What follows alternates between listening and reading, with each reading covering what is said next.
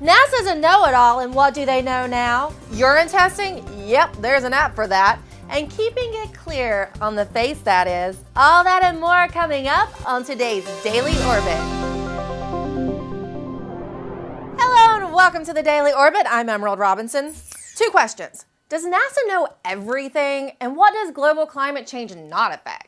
Well, today we're talking ocean salinity. NASA's Aquarius satellite studies the ocean's salt levels, and new reports show salinity is on the rise. After collecting a full year of salt concentration data, NASA now has a more complete understanding of the world's oceans, as well as how climate change is affecting rainfall patterns around the globe. Aquarius circles the Earth and takes a complete measurement of salinity levels every 7 days. Variations in ocean salinity affects the cycling of fresh water and is one of the main drivers of ocean circulation. After going out in the field, or the water, shall we say, scientists determined that the instrument has performed very well for its first year, and now they will really focus on understanding the data and how the ocean works. It is the age of Aquarius. I had to do it. I'm an Aquarius too. And it's up and away for China, which has just announced a manned mission to its own orbiting laboratory, Tiangong-1. Launching this summer, the mission will assess the performance of the docking system and the lab's capabilities to support life and work.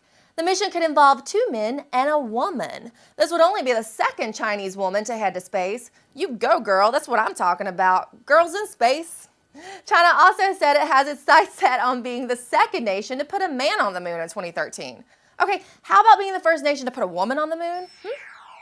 There's an app for this, there's an app for that, but what app's now coming out of the hat? A urine test app. Try to picture how that's going to work? Well, before you go too far with it, let me explain.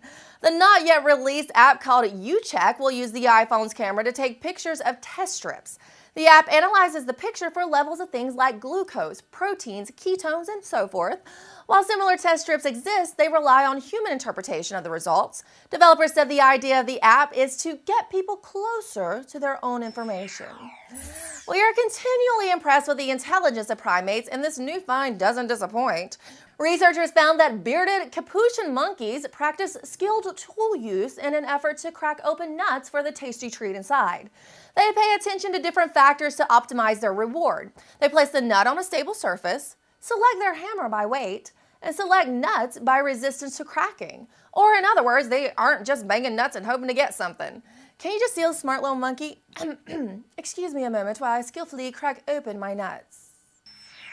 Moving on. With most things in life, there is some good with the bad, and looks like teenage acne is no different. When you're a teen, it doesn't feel like there's anything good about acne, and you just try to kill everything on your face with some peeling, harsh chemical. But new research says you don't want to kill all that bacteria. In fact, some could help protect against the bad zit-bringing bacteria. In testing the faces of people both with and without acne, researchers identified a 3rd strand of acne bacteria, outside the common 2 strands already discovered. They suspect this strand is responsible for keeping acne at bay, and could be developed into a probiotic cream of sorts, sort of like Activia for the face, to give clear, fresh, beautiful skin every day. Thought I'd had that in high school. Well, that's all for today's Daily Orbit, Orbiters. Oh no, it's happening again.